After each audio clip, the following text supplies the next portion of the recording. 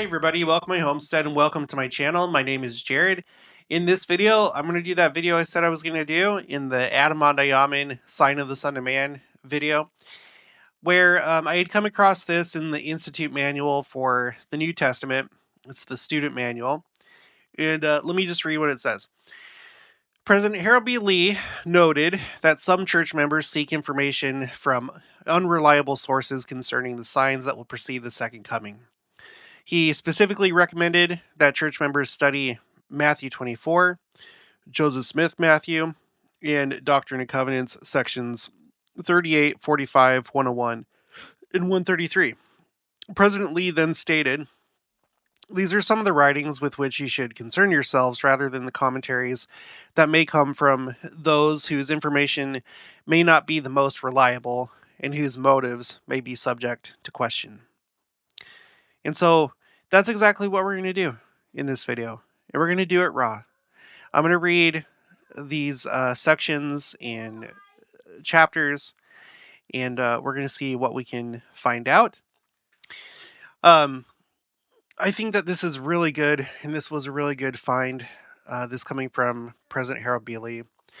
The reason why is because, when I started getting really serious about the second coming, it was probably like most of you, it was probably around 2020 or so when things like really started to pick up.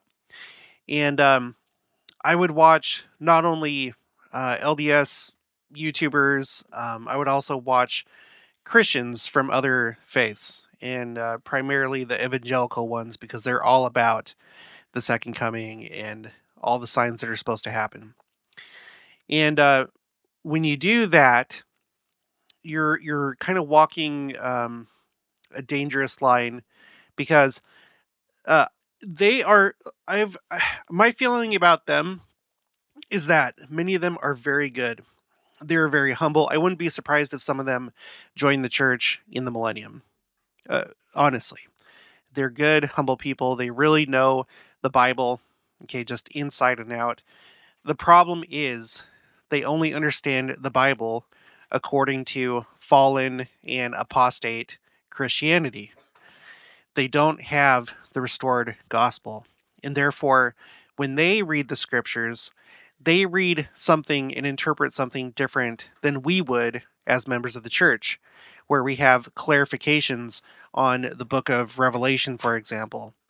And we have clarifications about scriptures that have to do with the great apostasy, not the Antichrist, because they're all about the Antichrist, this idea that there's a one person Antichrist that's prophesied. And that's not true. Those scriptures have to do with the great apostasy in Satan being the one that's revealed and doing all these things. I'm not going to go over all the minutia of all that because I've already done it a billion times over, and I have a playlist called Antichrist if you care to go check that out.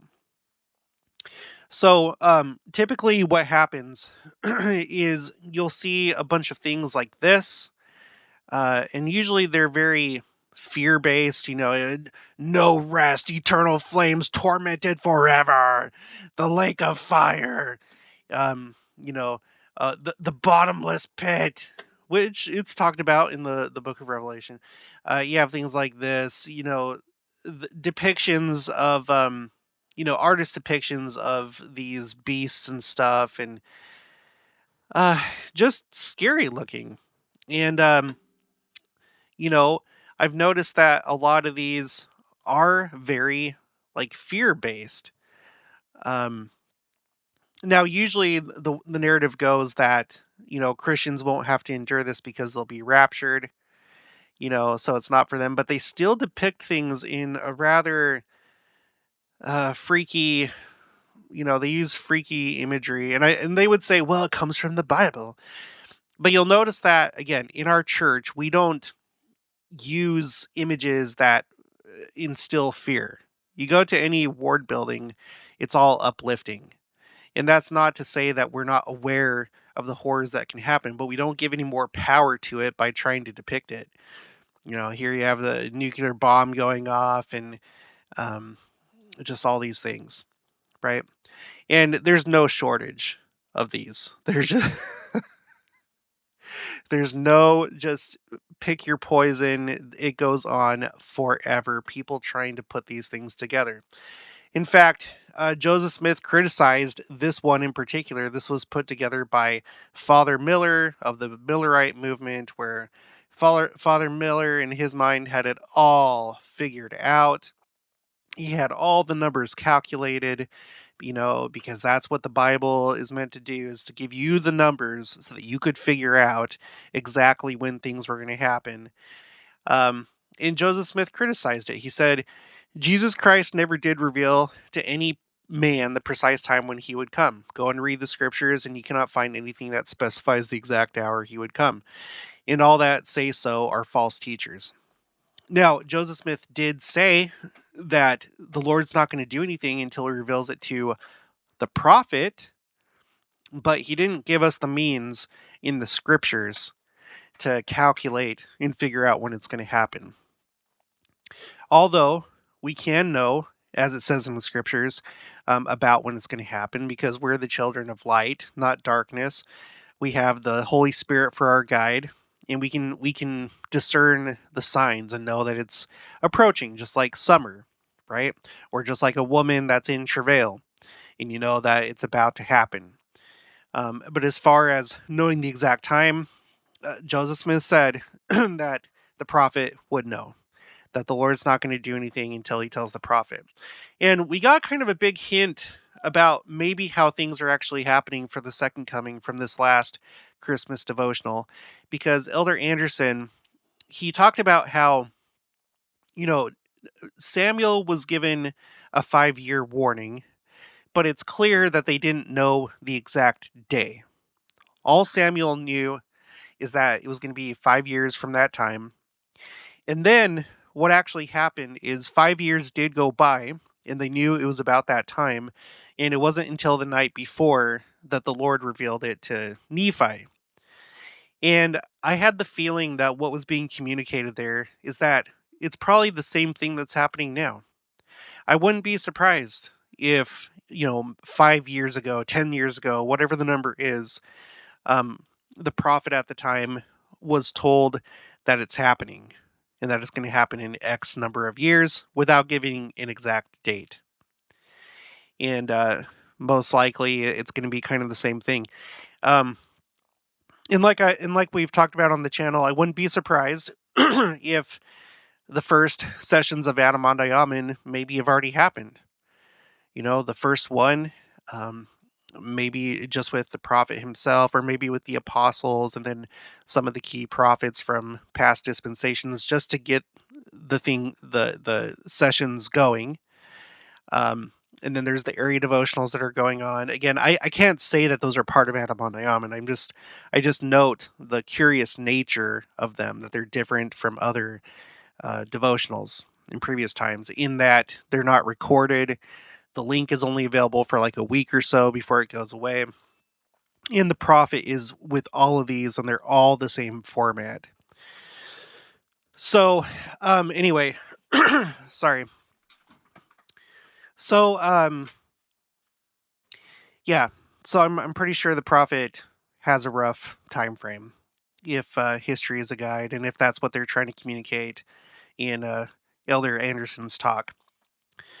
So, I'm so sorry. I know it bothers some people. Sorry. Okay, so like I've said before, I think that the best timeline that we could possibly put together is one like this. Not trying to predict the future and trying to like put all the pieces together and necessarily put like the events in order that we read in the scriptures.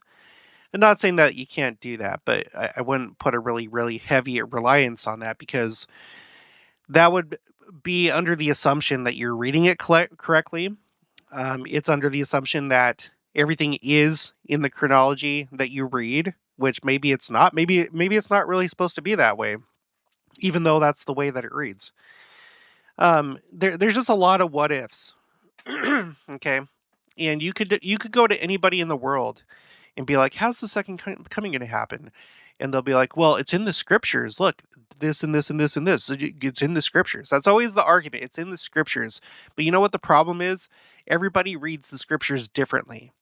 That's why I rely on the prophets to say what's happened. So when President Hinckley says that these um, verses and in these sections of the Doctrine and Covenants have been fulfilled, that's what I go with. I go with what authorized servants of the Lord say, because they're the only ones that have the authority to say that something's happened. Otherwise, it's all just guesswork and relying on our own understanding. And they have everything that's here in yellow on my timeline is the time that in General Conference they've quoted and cited scriptures and said that they've been fulfilled and that it's happened and that it's happening. Okay. And there's been a lot. There has been a lot, including this, that in the heavens and in the earth, blood and fire and pillars of smoke, the sun shall be turned into darkness and the moon into blood. That has happened. President Hinckley said in plainness that it was fulfilled.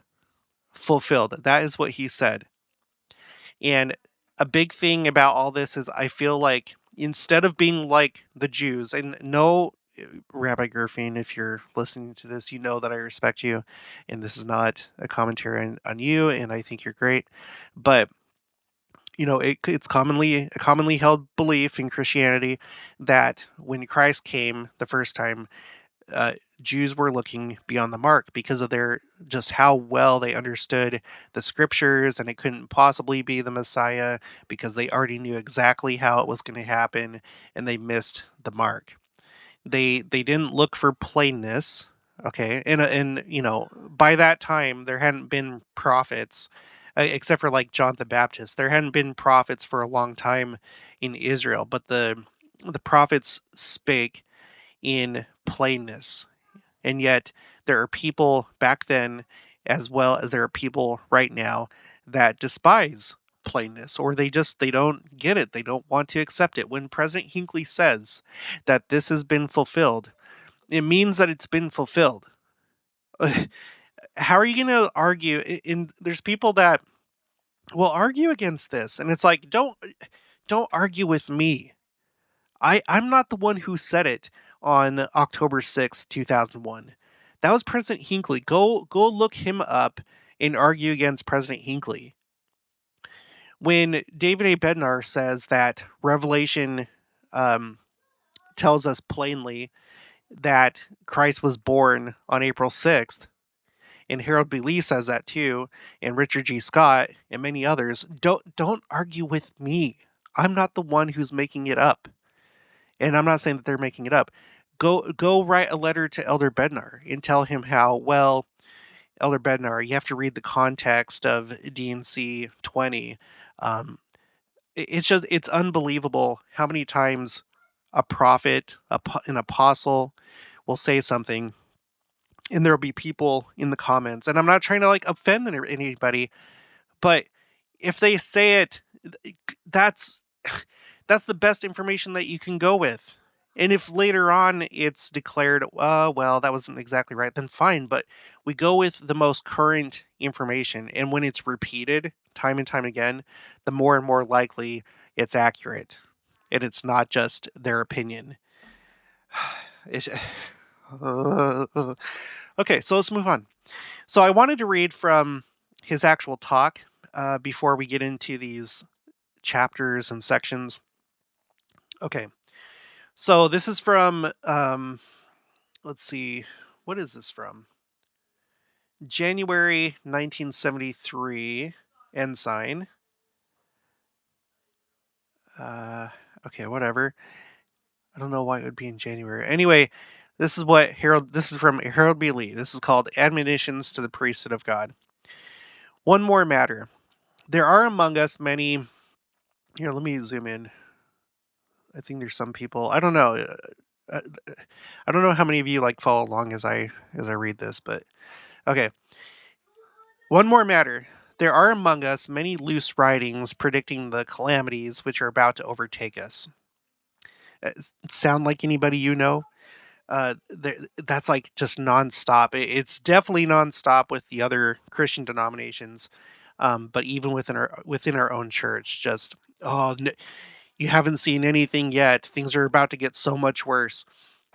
And I'll clarify my point of view. Yes, I'm sure things will continue to get worse, but I'm not going to like blow it out of proportion or make it seem like, oh, you don't even know. You better be ready. You better have your food storage, which you should. But I'm not going to like scare people, and I don't think that we need to be um, just overblown about it. Okay, so some of these have publicized as though they were necessary to wake up the world to the horrors about to overtake us. Sound like anybody you've heard? And I'm not talking about anyone in specific. I'm just talking about the people that are in this camp. The horrors that are about to happen. And this is a prophet of God talking. Many of these are from sources upon which there cannot be unquestioned reliance. Are you priesthood bearers aware of the fact that we need no such publications to be forewarned if we were only conversant with what the scriptures have already spoken to us in plainness? Let me give you the sure word of prophecy on which you should rely for your guide instead of these strange sources, which may have great political implications.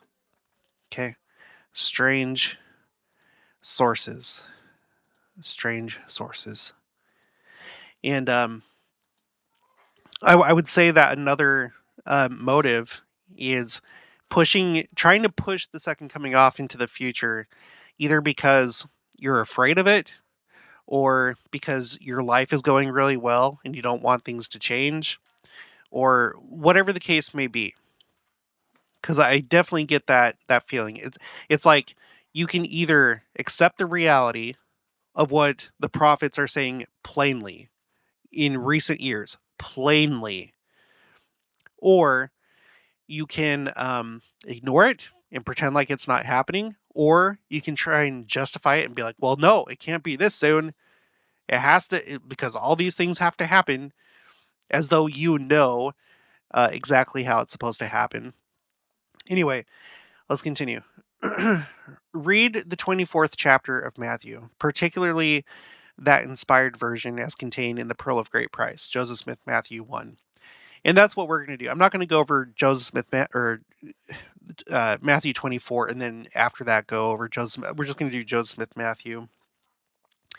Then read the 45th section of the Doctrine and Covenants, where the Lord, not man, has documented the signs of the times. Ooh, there you go. Now turn to section 101 and section 133 of the Doctrine and Covenants and hear the step-by-step recounting of events leading up to the coming of the Savior. Finally, turn to the promises the Lord makes to those who keep the commandments when these judgments descend upon the wicked, as set forth in the Doctrine and Covenants, section 33. Oh, I better move that one back then. I better make sure I have it in the right order. So he said do Matthew first, and then do the 45th section, okay, and then 101, and then 33. Let's see, 101, and then 133, and then the blessings in 38. Okay. Okay. Brethren, these are some of the writings with which you should concern yourselves, rather than the commentaries that may come from those whose information may not be the most reliable and whose motives may be subject to question. And may I say, parenthetically, most of such writers are not handicapped by having any authentic information on their writings. Yeah. Again, these people here, they do not have all the scriptures. All they have is just the Bible. They don't have the Book of Mormon. They don't have the Doctrine and Covenants. They don't have the Pearl of Great Price. They don't have modern revelation. And again, okay, yeah. So, all right. As the Lord has admonished priesthood bearers from the beginning, quote, wherefore gird up your loins and be prepared. Behold, the kingdom is yours, and the enemy shall not overcome. Verily I say unto you, Ye are clean, but not all, and there is none else with whom I am well pleased. For all flesh is corrupted before me, and the powers of darkness prevail upon the earth among the children of men, in the presence of all the hosts of heaven, which causeth silence to reign, in all eternity is pained.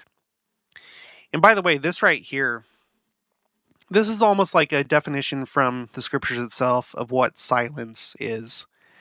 It's a time when there's wickedness, and wickedness is prevailing, and God is not really speaking. So, again, I feel like 2020, 2021, maybe even a little bit into this year, not so much, but that was a time of silence when wickedness had its time to fight against the church and stop missionary work and close the temples and, you know, do these horrific things. That was, in a sense, a time of silence. So, and I'm saying that because of the scripture that talks about the half hour of silence. And I'm not going to try and say, oh, that was the half hour of silence, but I will say that it's a possible candidate at the very least. Okay, so let's go to I pulled up the wrong one. Let's go to Joseph Smith Matthew. Here it is. Open link in new tab. Joseph Smith Matthew. An extract from the translation of the Bible is revealed to Joseph Smith the prophet in 1831. This is basically, it says Matthew 23:39 and chapter 24. Jesus foretells the impending destruction of Jerusalem. He also discourses on the second coming of the Son of Man and the destruction of the wicked. For I say unto you that ye shall not see me henceforth and know that I am. Ye shall not see me henceforth and know that I am he of whom it is written by the prophets, until ye shall say, Blessed is he who cometh in the name of the Lord, in the clouds of heaven, and all the holy angels with him. Then understand this his disciples, that he should come again on the earth. After that, he was glorified and crowned on the right hand of God.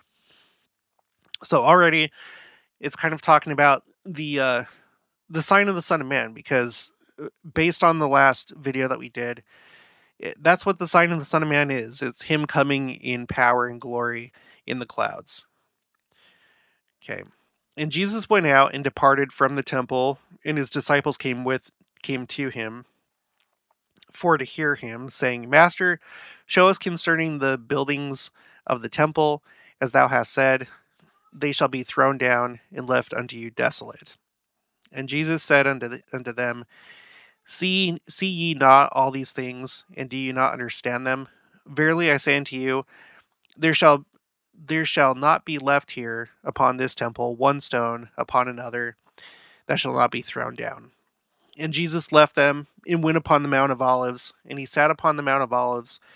And as he sat on the Mount of Olives, the disciples came unto him privately, saying, Tell us, when shall these things be, which thou hast said concerning the destruction of the temple and the Jews?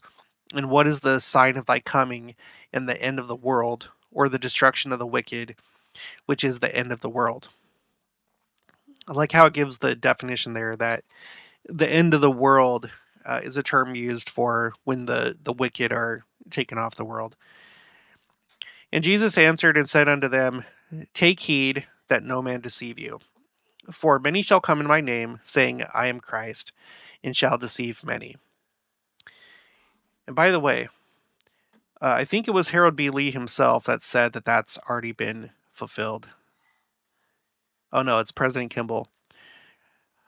The 2nd of October, 1971, he quotes this about there being false Christs, false prophets.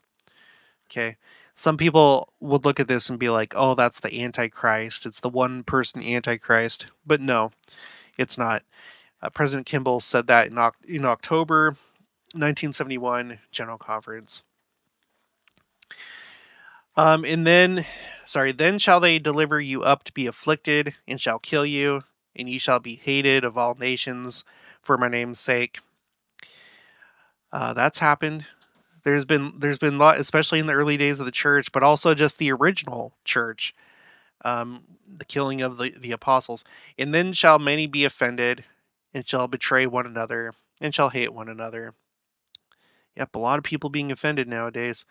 And many false prophets shall arise and shall deceive many. And because iniquity shall abound, the love of many shall wax cold. Yep, that's right now. But he that remaineth steadfast and is not overcome, the same shall be saved.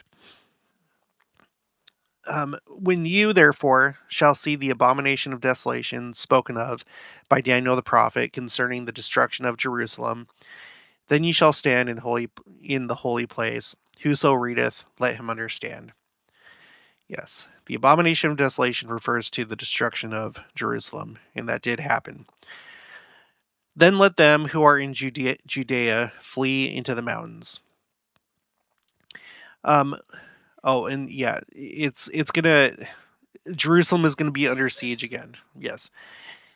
Then let them who are in Judea flee into the mountains.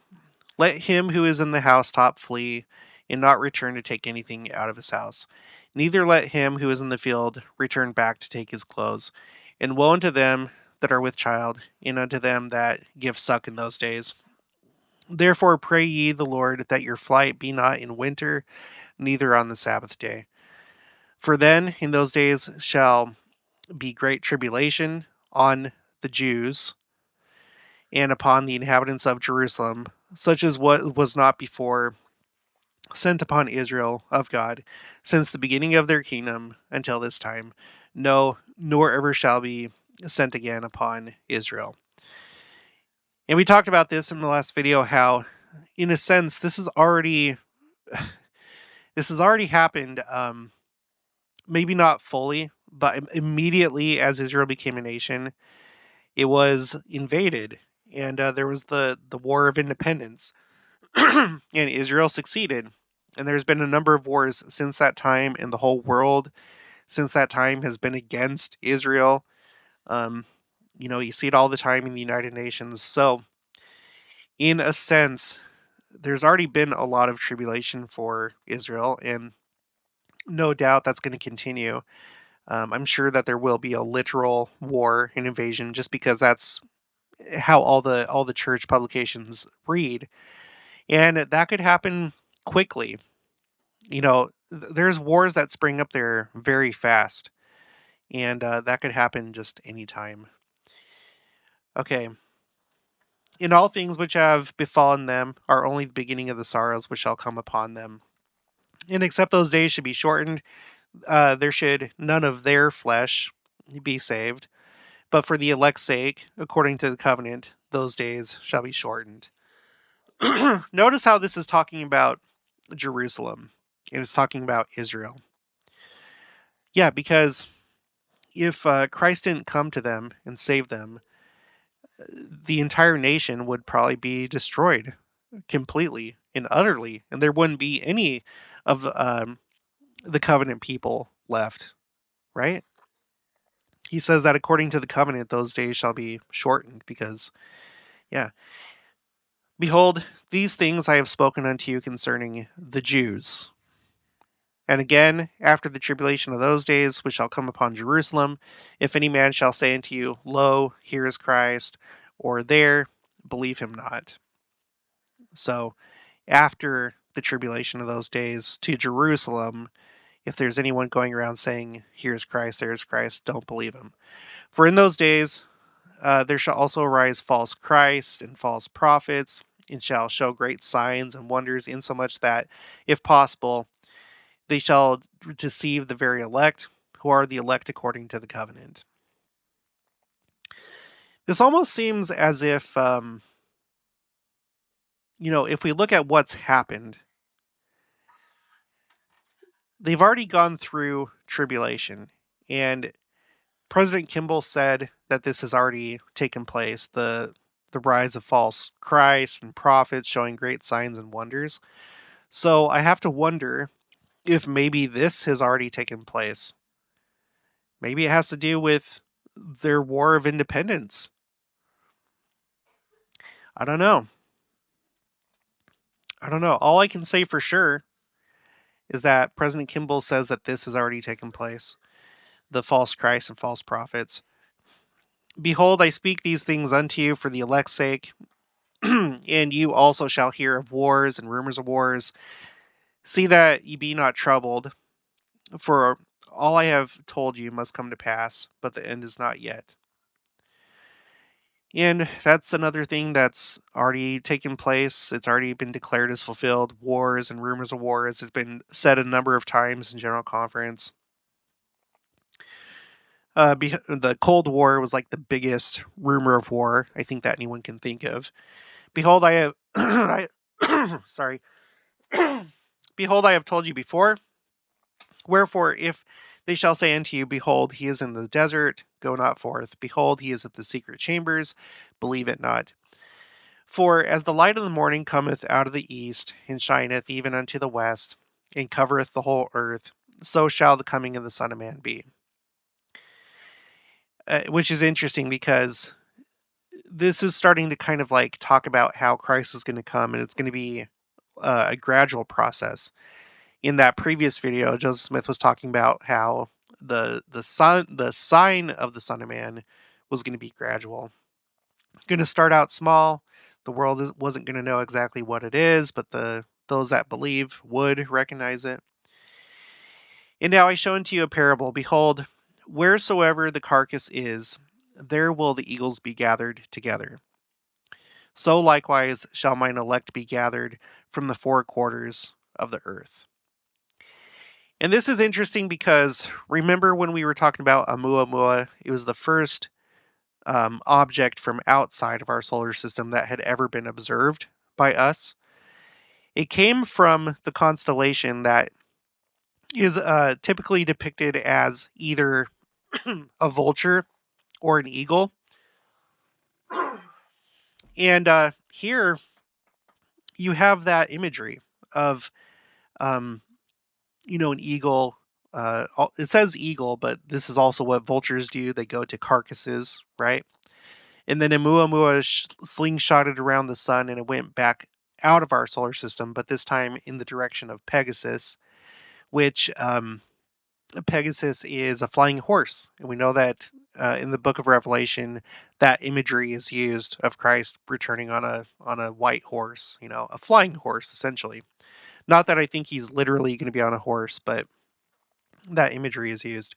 So I have to wonder about that heavenly sign. They still don't know what it was. Their best guess is that it's some kind of asteroid, although the shape was very not typical of an asteroid. And the object has accelerated away as it left our solar system. I've done videos about this, so just look up Oumuamua 2017. There's interesting things about it. And the name Oumuamua means the first in advance of. So it's almost like if the sign of the Son of Man is coming, uh, it's almost like this was some kind of messenger, because it also means messenger, it also means scout, but it basically means scout, messenger in advance of. So, okay. And they shall hear of wars and rumors of wars. Behold, I speak for mine elect's sake, for nation shall rise against nation, and kingdom against kingdom. There shall be famines and pestilences and earthquakes in diverse places. All this has been going on, and it's been talked about in General Conference. We've had world wars. We've had all sorts of different wars, civil wars. And again, because iniquity shall abound, the love of men shall wax cold, but he that shall not be overcome, the same shall be saved.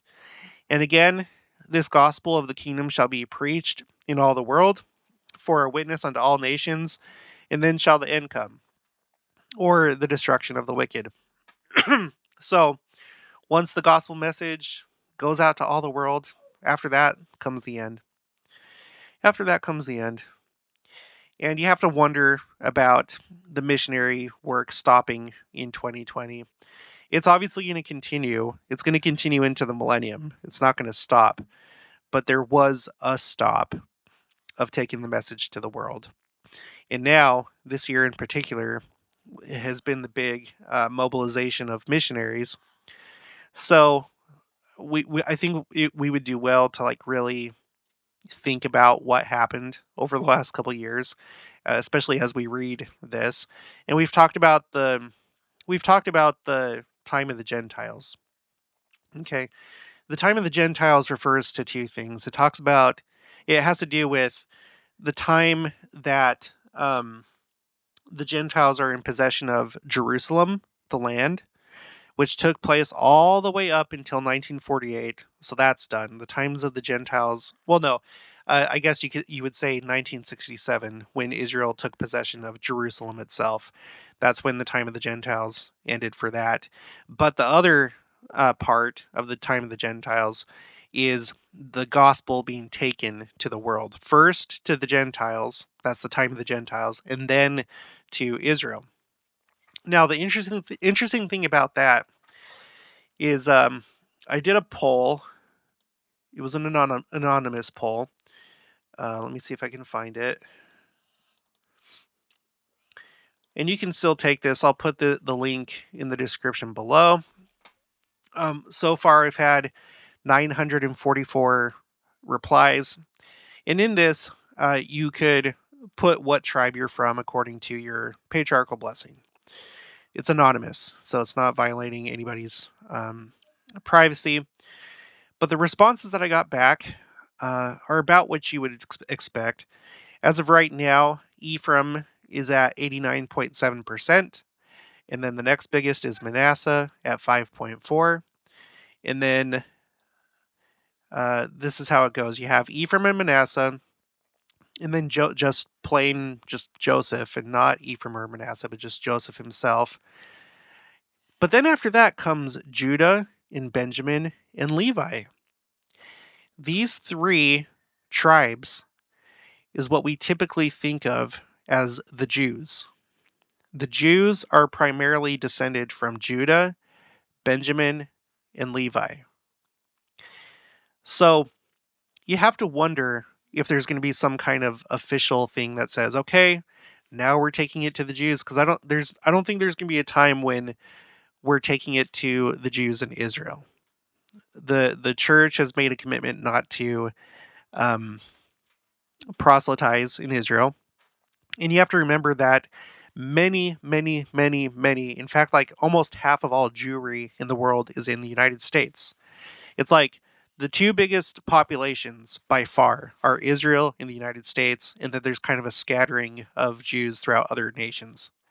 And obviously, the Jews in the United States would have probably come across uh, missionaries at this point. And it looks like, according to the 944 people that have responded, it seems like we already have a pretty good portion, relatively speaking, of Judah, Benjamin, and Levi.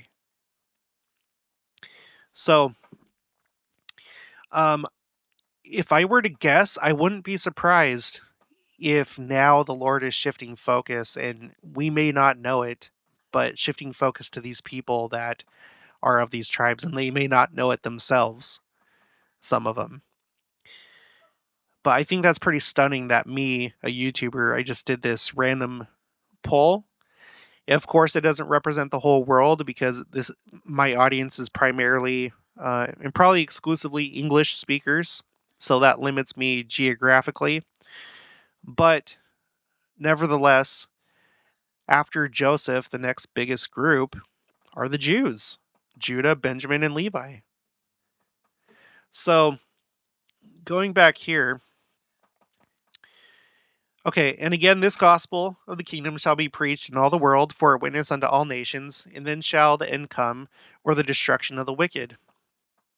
I think we're just about there, you guys. And again shall the abomination of desolation spoken of by Daniel the prophet be fulfilled. That's the destruction of Jerusalem. That can happen very, very quickly. And immediately after the tribulation of those days, the sun shall be darkened, and the moon shall not give her light, and the stars shall fall from heaven, and the powers of heaven shall be shaken. Gordon B. Hinckley, I mean, he's quoting from Joel, but I'm pretty sure that these are both the same event: the sun being darkened, the moon turning to the moon not giving her light. Well, I don't know. It could be separate. I don't know. Verily I say unto you, this generation in which these things shall be shown forth, shall not pass away until all I have told you shall be fulfilled.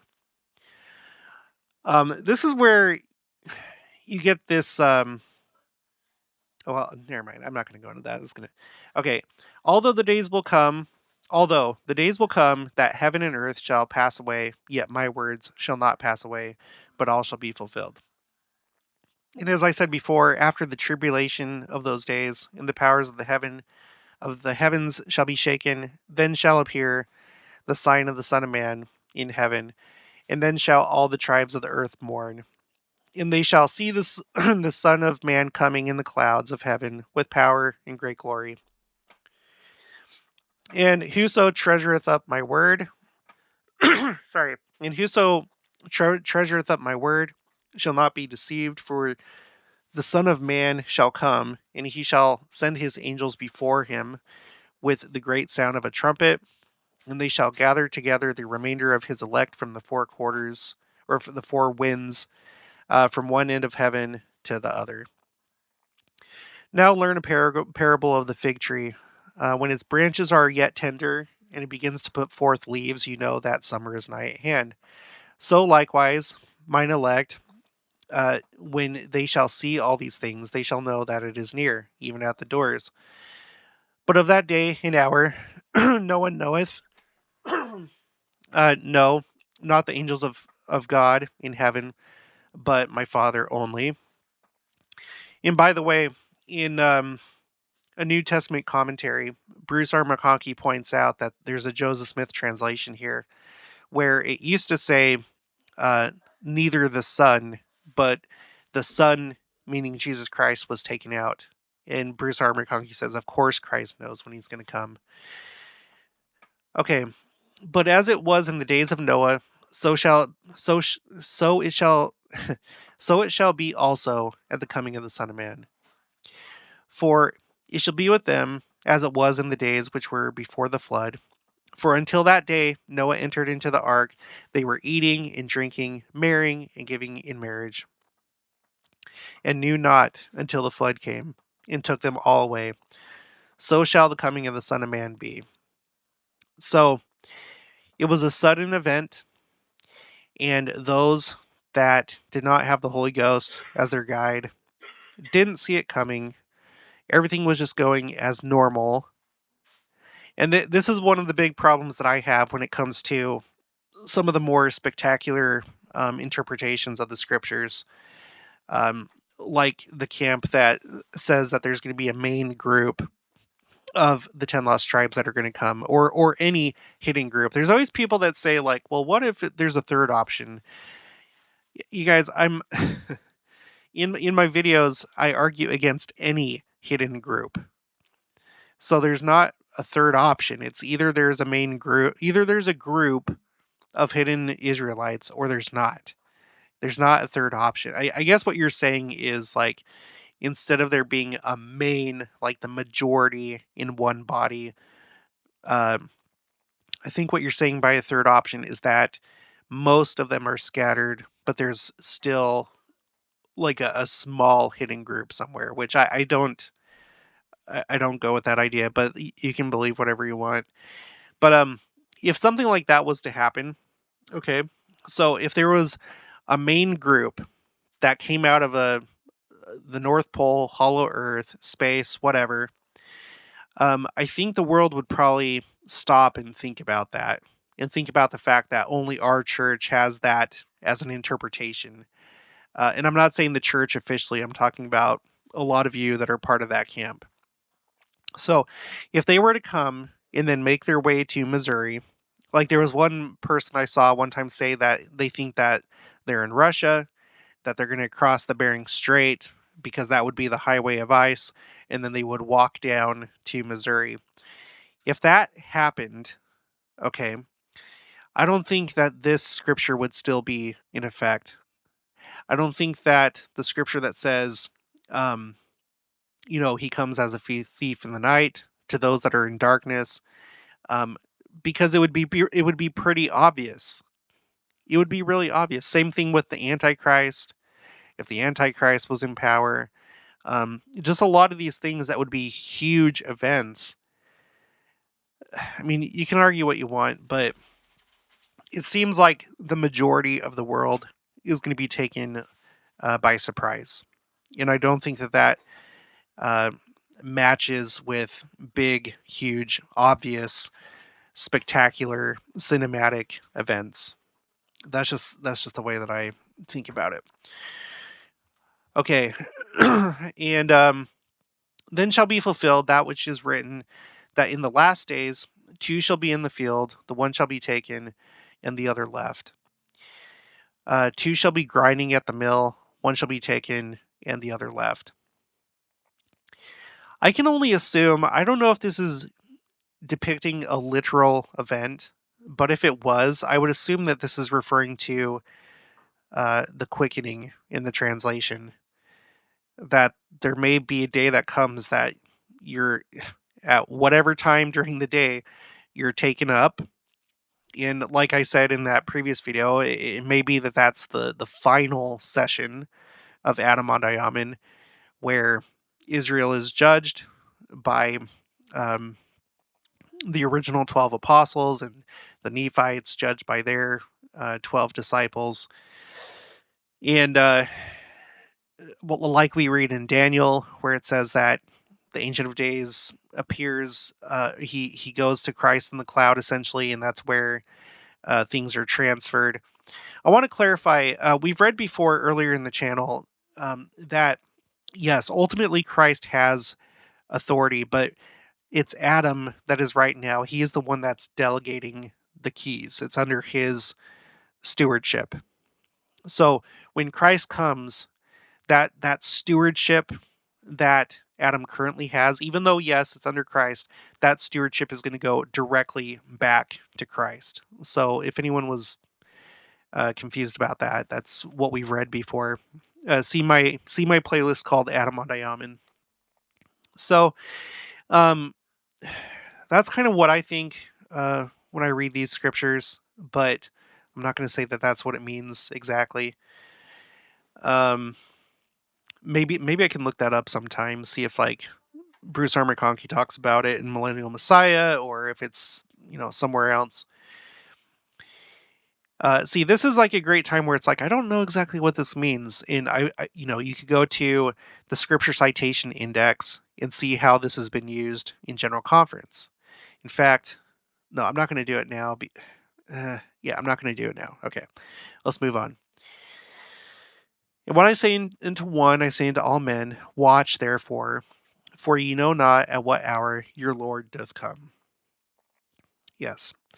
And Elder Anderson, he said that that's the reason why Christ did not make his appearance to Nephi or others until the day before, is because we're still in testing mode. We're still in our probation. So it would make sense the Lord would reveal it to the prophet. Okay. The prophet needs to be in the know. That's how the Lord operates. But for us, it's going to be a surprise unless we're watching, and then we're gonna roughly know when it's going to happen. We're going to be on high alert, and I feel like there's many of us right now that are on high alert. But know this: if the good man of the house had known in what watch the thief would come, he would have watched and would not have suffered his house to have been broken up, but would have been ready. Therefore, be ye also ready, for in such an hour as ye think not, the Son of Man cometh. See, this is another problem right here. He's going to come at a time. He just describes somebody that essentially knew when the thief was going to come, right? Well, let me read this. Who then is a faithful and wise servant, whom his Lord hath made ruler over his household, to give them meat in due season? Blessed is the servant whom his Lord, when he cometh, shall find so doing. And verily I say unto you, he shall make him ruler over all his goods. But if that evil servant shall say in his heart, my Lord delayeth his coming, and then shall begin to smite his fellow servants, and to eat and drink with the drunken, the Lord of that servant shall come in a day when he looketh not for him, and in an hour that he was not aware of. and shall cut him asunder, and shall appoint him his portion with the hypocrites. There shall be weeping and gnashing of teeth. So, see, this is another big problem right here. For in such an hour as ye think not, the Son of Man cometh. And I'm not calling anybody in the LDS Second Coming community wicked, but what I am saying is that there's a lot of people that think that they know that he's not even close to coming. There's a lot of people that are of that opinion. So I feel like they are ripe for this to happen, for Christ to come in an hour that you don't think. And I guess you could reverse it. You could say that about me or people that think that it's going to happen soon. But, um, the difference is that on my channel, I really do my best not to put any sort of limits on the Lord or say that he's delaying or that this can't happen. Anything could happen. That's the thing. And I feel like that's the right approach, is to assume that things could happen very quickly, or that we don't fully understand the scriptures, or that the scriptures only give us a partial idea of what's going to happen. They're not meant to be like this is exactly what's going to happen, because there could be other things that we don't realize. There could. Because if that wasn't the case, then the Jews would not have missed the mark or looked beyond the mark. If the scriptures were so clear about exactly how things are supposed to happen, they wouldn't have missed it. Okay? They had their prophets. I guess they didn't listen to them. The prophets were speaking in plainness. They were reading the scriptures. But the problem is that unless you're being guided by the prophets, you're not going to know. You're just going to come away with your own interpretation. So, and I've used this thought experiment before on the channel. What exactly is it that the last general conference is supposed to look like before the second coming? And when I say second coming, choose whatever appearance you want. What is the last general conference supposed to look like before Adam What's the last general conference supposed to look like before the translation and the resurrection? What's the last general conference supposed to look like before whatever?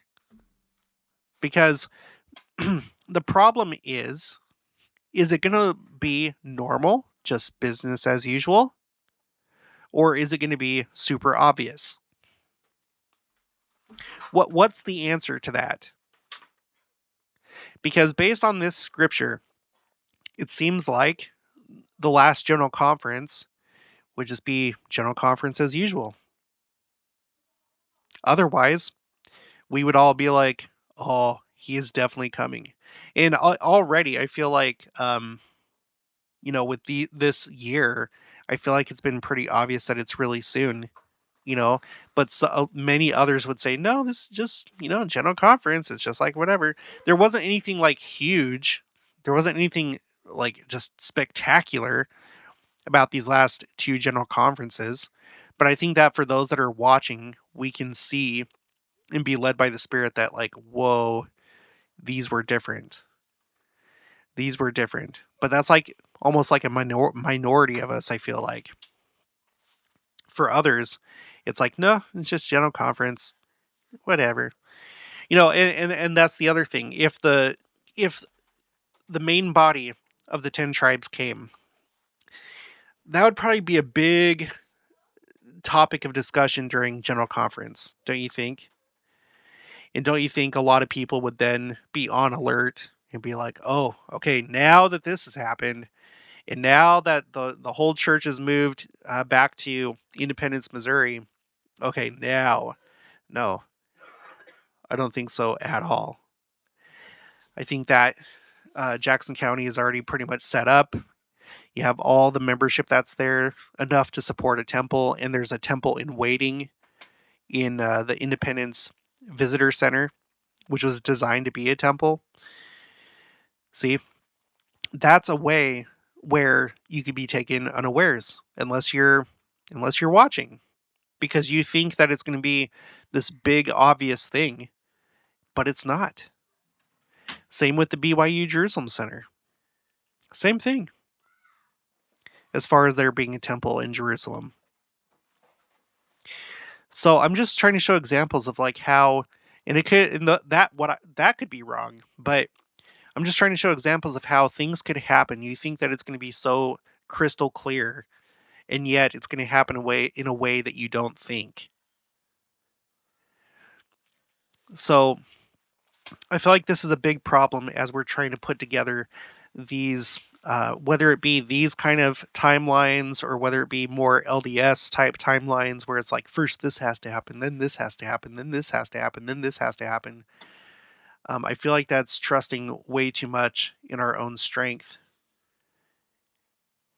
It sounds like to me he's going to come in a time that we don't think. So when I say, for example, we talk about Christmas, I feel like a lot of people would be like, no, he's not going to come on Christmas. That's just no. Or winter solstice or whatever. It's like you pick any time, and there's always going to be people that are be like, no. Too much has to happen. No, that would be too. Just how do you get around this? For in such an hour as ye think not, the Son of Man cometh. Answer that. Okay. Okay, in the last verse, and thus cometh the end of the wicked, according to the prophecy of Moses, saying, they shall be cut off from among the people, but the end of the earth is not yet, but by and by. So much of what was talked about here has already taken place, not according to my interpretation, but according to what has been said in General Conference. Okay? According to what has been said in General Conference. Here's one from LeGrand Richards. Then shall they deliver you up and be afflicted and shall kill you. This is in Matthew 24:9. Okay, we just saw the one from President Kimball about false Christs and prophets and show great signs and wonders. I wonder if there's any more. Here this is from Luke 21. Luke 21 is the big second coming chapter of Luke. Men's hearts failing them for fear and for looking after those things which are coming on the earth, for the powers of heaven shall be shaken. President Oaks. Okay. 2004. It's happened. And look at all these other ones. Here's DNC 45. We're about to read that. DNC 88.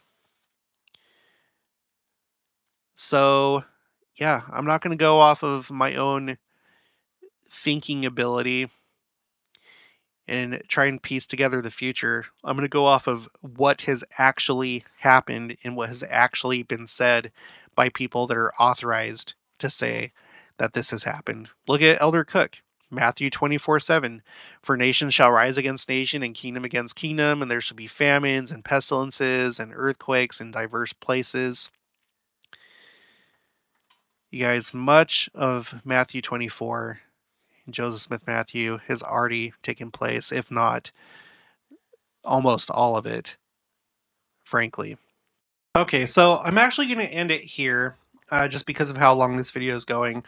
But in the next couple videos, we will go over DNC 45, DNC 101, DNC 133, and DNC 38 in order to